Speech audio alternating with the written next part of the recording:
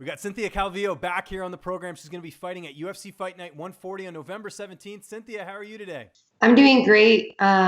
Just feeling good, really excited to be back. So, As we all know, in December, there was that whole issue with USADA, with the suspension and everything like that. I just wanted to know, how was it working with USADA through the whole process? Because it was marijuana. I mean, it's one of those things where I think, they just legalized it here in Canada. It's one of those things where hopefully we'll see them get rid of it. But how was the whole process for you?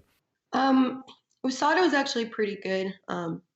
They weren't when that first happened. Of course, you have to follow the rules. Whatever happened with the testing, they had actually originally given me 6 months with the eligibility of being able to reduce the time to 3 months. So I would have been ready to go. It was more of the Nevada State Commission that gave me more of the longer term. So that really sucked, just because I know that the Nevada State Commission had already had legalized it there, and they use it for recreation. I know that there are a lot of the head chairman of the Nevada State Commission makes a ton of money off the cannabis business. So it just really sucked that they ended up giving me 9 months, especially when they've given other athletes, even after me, only 6 months for the same thing.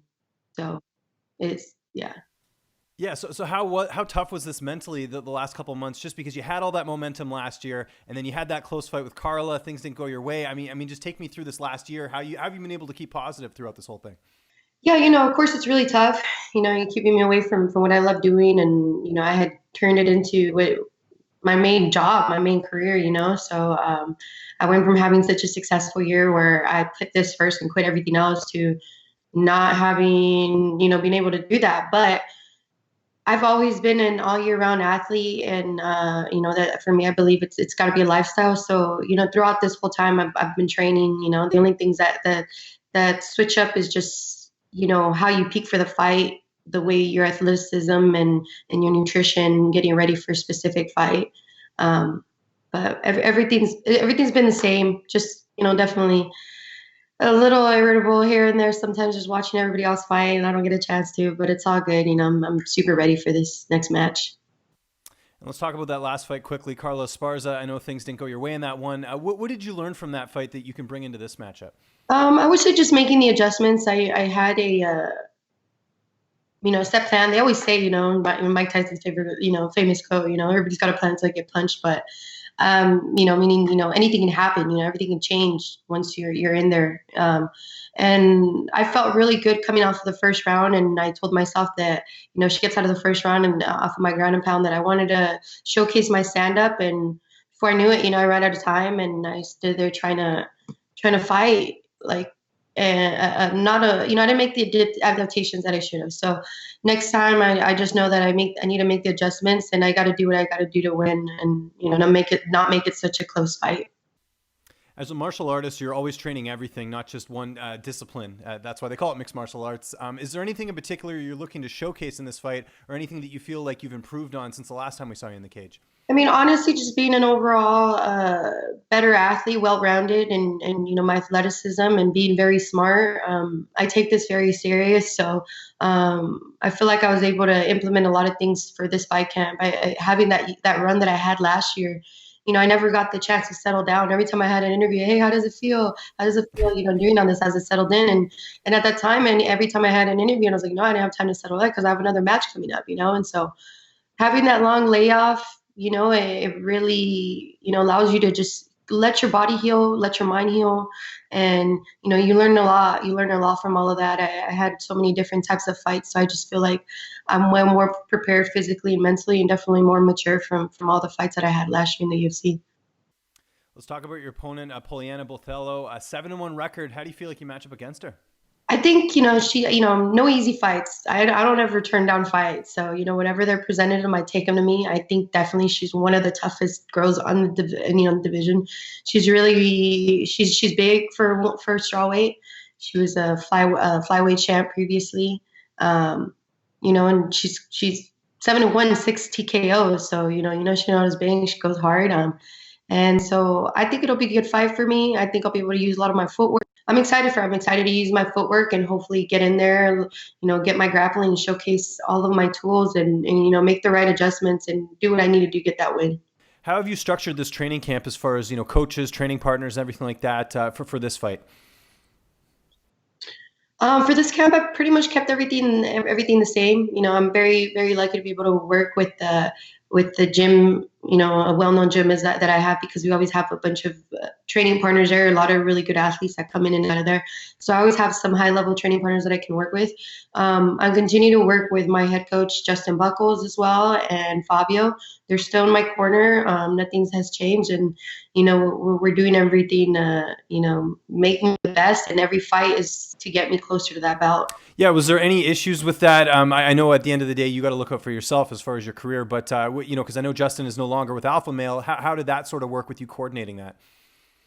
Well, I'm really, really lucky, honestly. To still have him as a coach. I just, for me, I just like any other student, any fighter. Sometimes you find a coach that you just click with and you mesh well. And luckily for me, he's a very passionate coach, and I'm a very passionate fighter. So I've been lucky enough for him to be able to still work with me in this camp, especially with him not being with Team Alpha Male any longer. I make it work. There's a lot of fighters that go that, they don't get all their training sessions in one gym. That's not a very well heard thing, actually, a complete MMA gym. A lot of fighters end up going to other locations and finding. So it doesn't make it any different. I mean, people have coaches outside the team. So that's basically how I treat it. I do most of my basic training. He oversees all of my training for the most part. And then I have Fabio. Fabio comes in to the gym all the time. So everything's working well. We're making it work pretty good. How's the weight cut going? We got a bit of time before this fight, but I imagine that process has already started. Yeah, no, for sure. The nutrition has been going very well. Just learning, all those weight cuts that I made last from the UFC, being able to work with the Performance Institute. Oh, awesome. With Clint, all them, I've learned a lot. So, I'm really excited. I feel really, really good. I just, I feel like a true professional, true, champion to be. That's for sure. Who's going to be in your corner for this fight? It's going to be Justin Buckles and Fabio Prado. Oh, great. Yeah, of course. I guess that makes sense. The two people you just talked about there. What about, actually getting down there? It's in Buenos Aires. How long is the flight for you, and when do you plan to arrive? I think it's about a 15-hour total travel time. I'm going to try to get there about either on Sunday, so I can get a little time just to adjust, and then just start the week off like a regular fight week on Monday. And luckily we have, some Team Alpha Male affiliates that are fighting on the card, or actually coming cross-train. They're here right now, which we have Ninja Canetti. Guido Canetti, who's actually fighting Chito. That's right. Chito. Yeah, Chito Vera. Yeah. Chito Vera, which, Ninja Canetti, he's from Argentina. So he's training down here right now with his brother, and he's going to fly back over there at the same time. We also had Nad. I forget to pronounce his last name, but he's Nadamari or Nidamari or something. Yeah. Yeah, he's fighting as well, and we also have Darren Elkins. It's gonna be it's gonna be excited. We're gonna be invading Argentina, and we're gonna have some fellow Argentinians there with us. So it'll be cool. How do you see this fight playing out on coming up here on November 17th?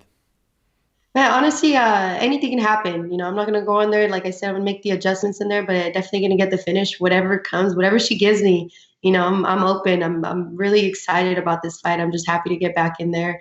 I think I'm gonna be able to showcase a lot of good things, not just one set of plans that I feel like I kind of did in the last fight. So I'm excited to just get it in there and have fun again. I think if anybody ever notices, like my first couple of fights, I come out there and I'm like really smiling. I'm excited. This last one, I came out with like the meanest mean mug ever. Yeah.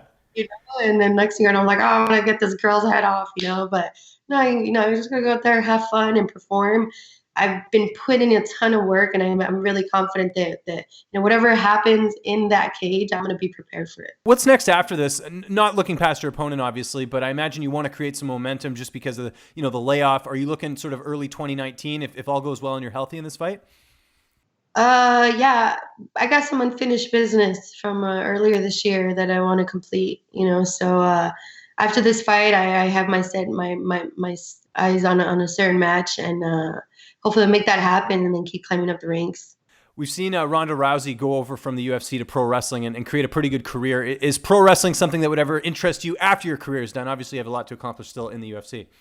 Oh heck yeah, I love it. You know, like I said, I was watching it with my brother, and I was there. The reason why I'm tough is because of my brothers. I used to be their WWE rag doll. They pick me up and like throw me on the bed and like just toss us. So it's like always playing around. So I would enjoy that very much actually. So. What would be now? Would you want to be like a baby face, as they say, like a hero, or would you want to be a heel, like someone that people hate? And I like beating up the bullies, so I Okay, so want to yeah, be you'd be the hero then, the baby I want face. to be the people's champ. There you go. I like that. Last question before I let you go. What are you watching right now on TV, on Netflix? Anything getting you through training camp right now as far as downtime? Uh, Watching like a lot of outdoorsy stuff. I've been doing a lot of hiking. This camp, just doing a lot of elevation training because I mean Lake Tahoe is so beautiful, one of the most beautiful destinations in the world that people come across. So I've implemented that in this fight camp is doing a lot of outdoorsy stuff. So I've been watching like Survivor Show or like bushcraft and learning how to like make fires and stuff like that. Okay. No, I like that stuff too. Like being from Canada, we do a lot. My wife and I do a lot of outdoor stuff. Have you ever seen that show on, I think it's on History Channel, called Ultimate Survivor Alaska? Have you ever heard of the show? Yes, I have heard of it. Yeah, it's So cool. It's like these people who have to do these. They have to go from different parts of Alaska, but they have like nothing as far as like they barely have anything to survive on. But it's cool to see like what they can do and like having to deal with the conditions and stuff. It would be right up your alley, I think. But it'd be really cold, obviously too. I don't think you'd be into that. yeah, I don't really like the cold, but luckily there's some ice out there, some of the mountains. I think the highest, I just finished hiking up Pyramid Peak, which is one of the highest, one of the high peak out here in California, Northern California. And it was almost about 10,000 feet. So we started about at 6,000 feet with the 4 foot gain of elevation or just straight up. And man, that air, I mean, there's just like nothing like it once you get up there and, just breathe. So it's just very powerful. And, just been helping my body I just feel really, really strong in the nature. It's insane. It's really, I feel like they got some healing powers, when you hit up the nature. Cynthia, it's great to have you back. I'm really looking forward to this fight. November 17th, UFC Fight Night 140. Just remind people where they can find you on social media. And if you have any thank yous or shout outs or sponsors or anything like that, the floor is yours. It's so, you know, just want to thank all my friends and family, everybody that continue to support me. I am very excited to get back, to show everything, doing what I love to do and entertaining. And, just big shout out to my coaches and my teammates, all my day ones that have been, behind me no matter what happens. And, I'm excited to get back in track and get the show going back to, on the road to gold.